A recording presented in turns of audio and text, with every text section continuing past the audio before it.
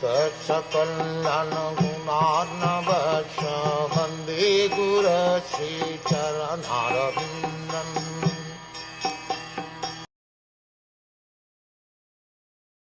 Great philosophers imagine that the complete planetary systems in the universe are displays of the different upper and lower limbs of the universal body of the Lord. The word kalpayanti, or imagine, is significant. The Vera universal form of the Absolute is an imagination of the speculative philosophers who are unable to adjust to the eternal two-handed form of Lord Sri Krishna. Although the universal form, as imagined by the great philosophers, is one of the features of the Lord, it is more or less imaginary. It is said that the 7 upper planetary systems are situated above the waist of the universal form, whereas the lower planetary systems are situated below his waist.